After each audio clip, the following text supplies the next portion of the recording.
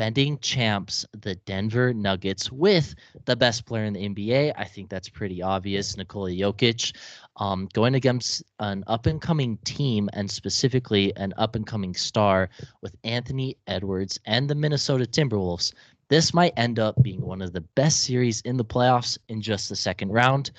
And I'm here with Roland today, and we're going to take a little look at the series, what we think we can expect, some things that may come up big throughout the series. And Roland, I want to start off with, what is one thing to watch for in the series between the Nuggets and the Timberwolves? The one thing to watch is Jokic. And what I mean by that is what Minnesota will try to do or attempt to neuter Jokic's playmaking ability, okay? Jokic in the season series only averaged 4.5 assists per game against Minnesota this year. You know, that is less than half what he normally produces. And I believe that they are going to try their best, Minnesota, to turn Jokic into a scorer. Okay, they're going to stagger Rudy off ball or off of Jokic to try to take away the lob threat that is Aaron Gordon.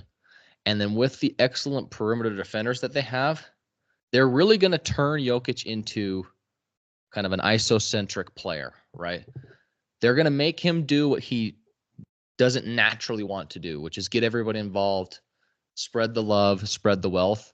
And I can see him averaging 35 plus points per game in this series if they want to win this thing, because of how Minnesota, I believe, will attack them defensively. So that is my one thing to watch. They're going to take away Jokic's best attribute. Take away is relative, obviously, but they're going to try their best to force Jokic into more of a scoring role rather than a playmaking one. Yeah, and I actually had the same thing, basically, what I was looking at.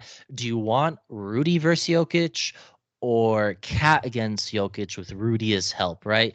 If you look at Rudy versus Jokic, that would mean Jokic will probably pass and put the pressure on you to play great defense all around the court, everywhere. He does what he's most comfortable doing, is taking what the defense gives him through passing, scoring when he needs to, or when he gets a mismatch or an opportunity.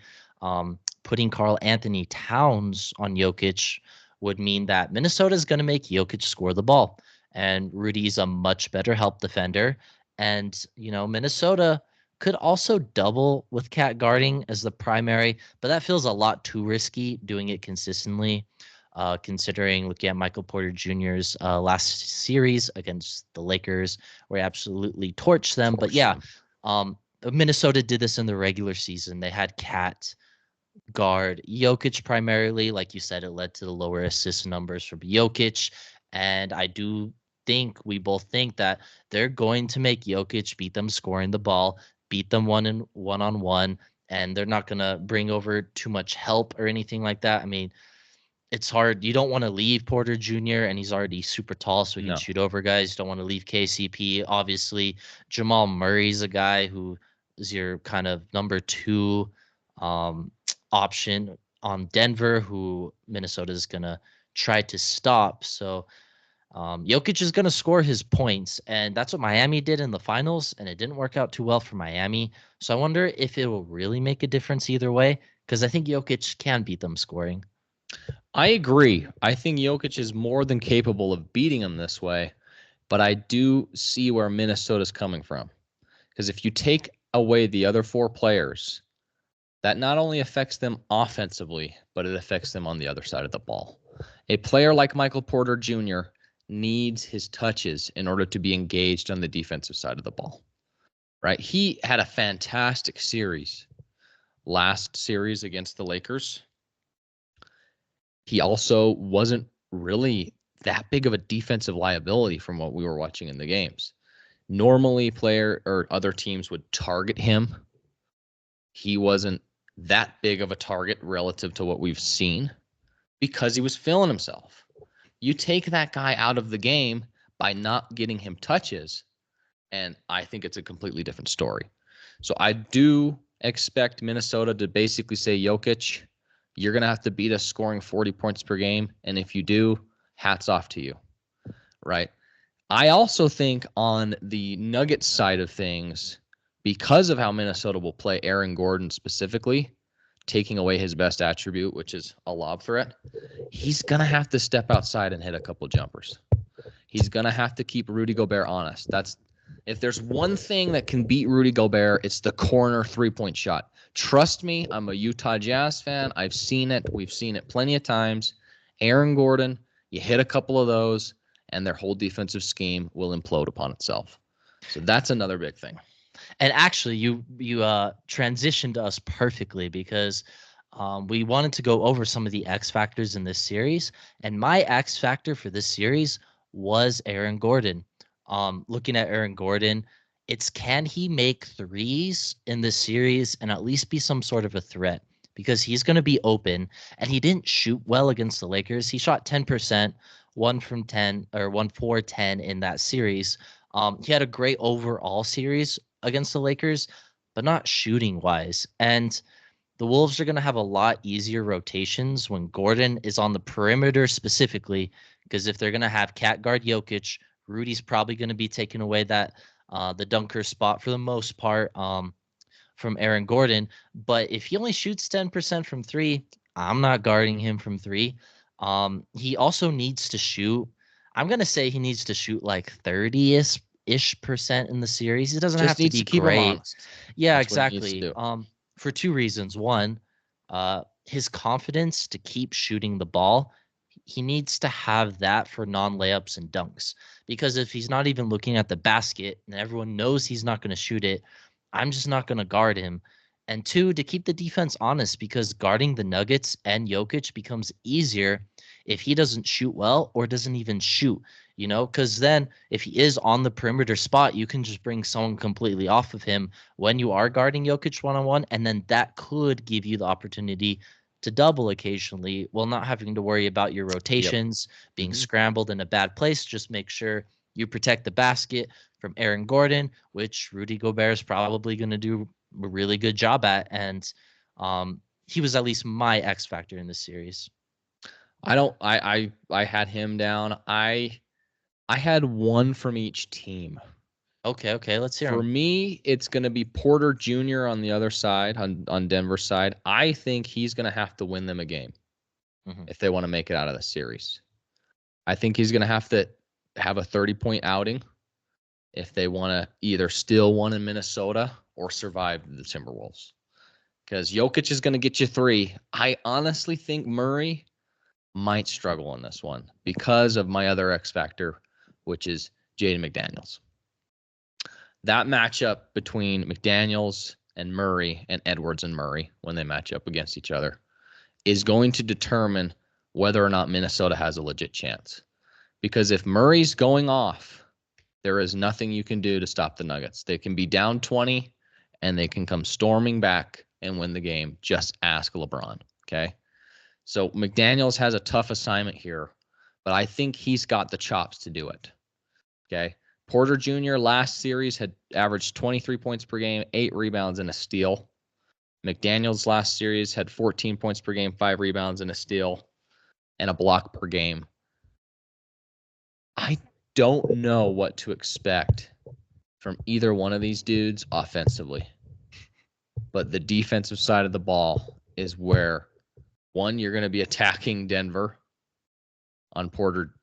You're going to basically be attacking Porter Jr. because who else are you going to attack? Maybe Murray, whatever. But McDaniels is going to spearhead the Timberwolves defense, and that's going to make all the difference in the world. So those two players, in my opinion, are going to make the X factor. Both of them are capable of winning a game for their team, and I think it's going to come down to that. Yeah, and Jaden McDaniels can definitely win you games, not necessarily because of his offensive input, but just because of what he does on the defensive side. He's one of their most important players because of what he does over there. I mean, just in what you talked about, his versatility is going to be key for them. He can guard Michael Porter Jr. because of his size. He has the size to match up there. He can also guard Jamal Murray, even though Murray's smaller and probably faster than him, because McDaniels is still long and athletic, and he's just really good at defense.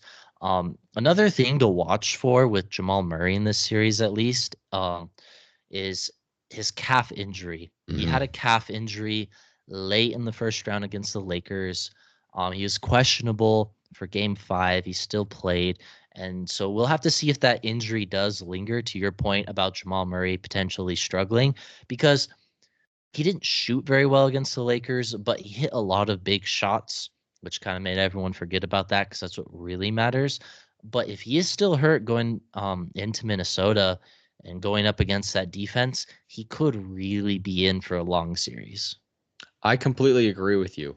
If he struggled relatively, I mean, game 5, he went off.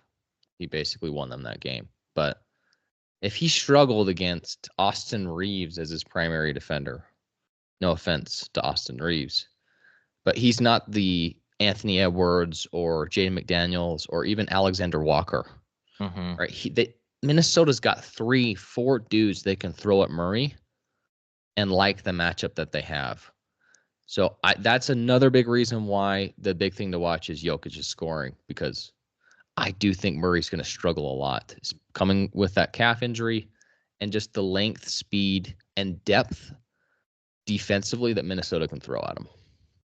Yeah, and then to bring up 2 other injuries, one player based, one not player based. Kentavious Caldwell Pope also looked like he sprained his ankle in game 5 against the Lakers. We'll have to see how good he's feeling. Got a couple days off. Haven't heard anything too much about that quite yet. I'm assuming he's still going to play.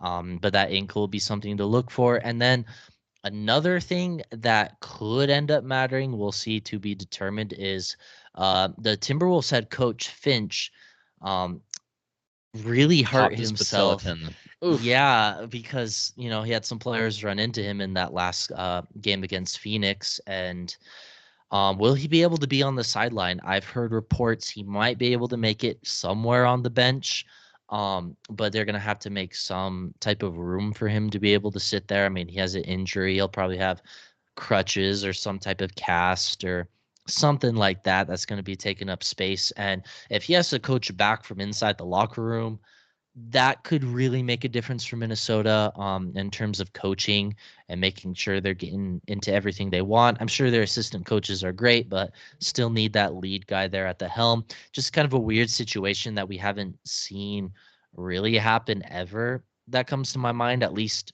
in a playoff series. So I don't know how much it'll matter, but I think it could. No, I agree. I mean, hey, no matter who it is, if it disrupts the flow in any way, shape, or form, it with the margins this razor thin, because I do think these teams are that close competitively, anything could affect the series. So whether it's a coach, whether it's a sprained ankle, whether it's a sore thumb, anything could end up swaying the series one way or the other. For sure, for sure. And then I also want to get into, because we've been talking a little bit about these teams, your prediction of where you think the series will go, who will win, how many games, but also why. Dude, this one is, in my opinion, whoever wins this series will end up winning the entire thing. Okay. So this is the most important playoff matchup of the year, in my opinion. I don't think anyone out of the East is going to beat either one of these teams, especially with Porzingis injured now. So I really went back and forth for a while on this one. On one hand, you got Jokic as the best player in the series, which normally means that team wins. And then Minnesota, in my opinion, looks like the better team. They have more depth. They're better defensively. They're clicking on offense. So it was really, really difficult for me. But after all things were considered, no matter how badly I wanted to pick Minnesota, I still think Edwards has one more leap in him over the next 2 years. Until then, give me Denver, barring a freak injury. That's fair. That's fair. Something I do want to preface before I lock in my pick. I do think we both think Jokic is the best player in this series. If Anthony Edwards is the best player in this series, Minnesota's going to win this Minnesota series. wins. Oh, yeah. If he plays better than Jokic, Minnesota is 100% winning. I like their depth a lot more than Denver. I don't. sorry to interrupt, but I Oh, yeah, don't yeah. think Edwards needs to even play better. Mm, If okay. Edwards is 90% of what Jokic can bring to the table, I think they win the series. I just think Jokic is that much better than everyone else currently. Do you think if Ant plays to how he played against Phoenix, that is that 90% you're looking for? He averaged 31, 8, and 6 in round one, shot over 50% against the Suns. I think he has to be slightly better than that. Okay. Okay. Because Jokic, he's 30, 15, and 10, Hmm. right? It's just a different animal. So Edwards he'd have to go nuclear in order Hmm. for in order for them to win this series. Oh yeah, for sure. And the NBA would love that, finding themselves a temporary face of the NBA until Wemby comes along, or maybe permanent with Anthony Edwards. You never really know what the future holds. But back to my pick. The Nuggets also do have home court, which could end up mattering a lot in a close series like this. More games at home. Closeout game will be at home if it does go seven. As I mentioned, Finch is hurt. Could make coaching weird early on, especially spreading the message through multiple parties to your players. Jokic will be the best player in this series. And also, Denver wasn't their best against the Lakers, if we're being honest. I do think they'll wake up and be much better this series against Minnesota because they're going to have to be. If they want to win, if they play like they did against the Lakers, they're not going to win. They're not going to be able to go down by 20, go down by 10, be down the whole series, and then come back and win off of Murray heroics late in the game. They're not going to be able to do that every single game against Minnesota. They might be able to get away with one, but no more than that. Um, so, I mean, ultimately, with all that said, I went with the Nuggets in seven. This is going to be a good series. I'm a little worried about the Nuggets' depth compared to the Timberwolves' depth, and I think Minnesota can take advantage of the non-Jokic minutes Yep. by playing big because I don't think Denver's bench can match up because they have Naz Reid coming off the bench, and if you play with him with Cat or him with Rudy, with when Gordon's playing backup five, I think that can give Denver some real issues. But if Denver can work their way through that, because Jokic plays like almost the whole game anyways for Denver. um, I am going with the Nuggets. They are more experienced. Like you said, I think Edwards still can get a little bit better, but it's not because of him either. I think there are a lot of other younger dudes on this team who still have another step that they can take. Jaden McDaniels, Nikhil Alexander Walker, even Nas Reed. So this is really their first legit chance in the playoffs where we believe they can make a title run. And they could definitely win this game, but I'm still going Nuggets seven. Give me the experience. Nuggets just play perfect when they need to. You can't make mistakes against this team, as I said about the Lakers game. And that's why I feel good about them winning this in seven.